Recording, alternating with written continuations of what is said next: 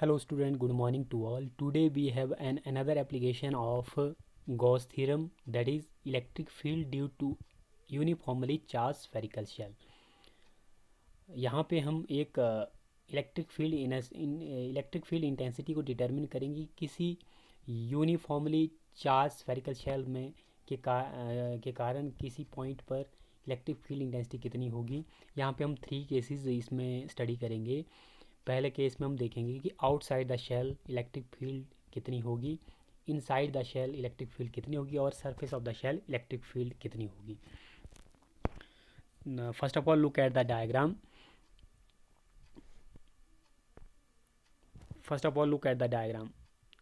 इस डायग्राम पर नज़र डालें तो इसमें हमने एक स्फेरिकल शेल लिया जिसका रेडियस क्या है, कैपिटल आर है,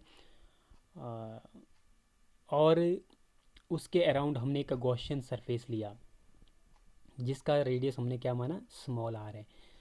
उस पर एक पॉइंट हमने कोई पॉइंट पी ले लिया, जहाँ पर कोई स्मॉल एलिमेंट ले लिया हमने डी एस, और वहाँ पर हमने इलेक्ट्रिक फील्ड इंटेंसिटी निकालने की, इलेक्ट्रिक फील्ड इंटेंसिटी कितनी होगी। अब देखिए अकॉर्डिंग टू गॉस थ्योरम क्या कहती है, phi is equal to 1/4 pi, Gauss theorem कहती है phi equals to q upon epsilon naught. Equation 1 हम मान लेते हैं। फिर हमने गॉसियन सरफेस लिया around a charge body, around a spherical shell, जिसका हमने स्मॉल रेडियस आर माना।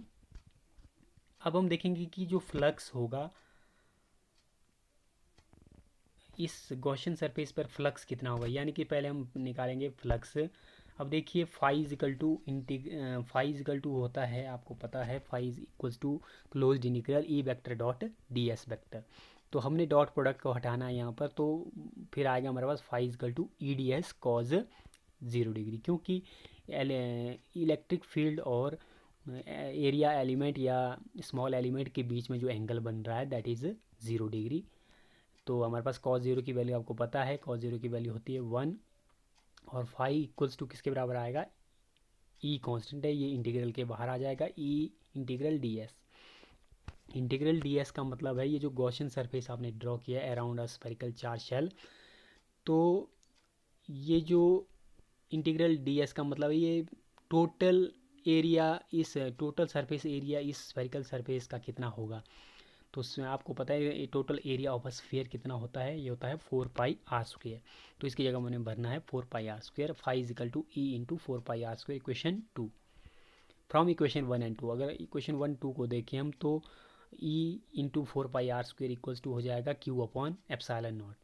तो ई इक्वल्स टू ये 4 पाई आर स्क्वेयर दूसरी साइड चला जाएगा तो ये हो जाएगा, और क्यू से ऊपर वाले क्यू से नीचे वाला क्यू कट जाएगा, तो आपके पास बचेगा 1/4 pi epsilon naught Q upon r square. तो ये था कि electric field intensity outside the shell क्या होगी। अब देखिए सेकंड, इनसाइड द शेल। अब नीचे जो डायग्राम है, लुक एट दिस डायग्राम। हमने वैसे ही वही एक स्फेरिकल चार्ज शेल ले लिया जिसका रेडियस कैपिटल आर है। अब हमने इनसाइड द शेल एक गॉसियन सरफेस ड्रॉ किया जिसका रेडियस क्या है, स्मॉल आर है। फिर हमने उस स्फीयर पर हमने एक पॉइंट पी ले लिया जहाँ पर हमने निकालना है इलेक्ट्रिक फील्ड इंटेंसिटी क्या होगी। अब देखो ये एक चार्ज की ऐसी प्रॉपर्टी है कि किसी भी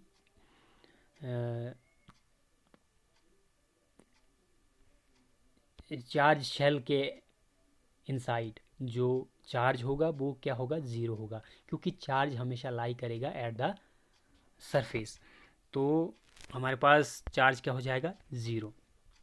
तो हम यहाँ से कह सकते हैं integral E vector dot d s vector equals to zero, यानी कि ई इक्वल्स टू ज़ीरो। तो ये आपने याद रखना, ये इंपॉर्टेंट है और बहुत बार एग्जाम में पूछी गई ये एप्लीकेशन और इजी है, तो आपने इस तरीके से इसको करना है। इनसाइड द स्फेरिकल शेल क्या होगी, ज़ीरो।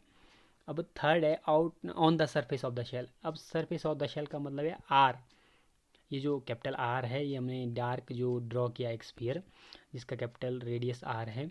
तो इस सरफेस के ऊपर इलेक्ट्रिक फील्ड इंटेंसिटी क्या होगी, तो जो हमने ऊपर फर्स्ट में किया जो आउटसाइड द शेल हमारे पास E equal to 1/4 pi epsilon naught Q upon small R square आया। ये जो स्मॉल आर स्क्वायर आया हमने यहाँ पर सिर्फ कैपिटल आर स्क्वेयर करना है, बाकी वही इक्वेशन होगी।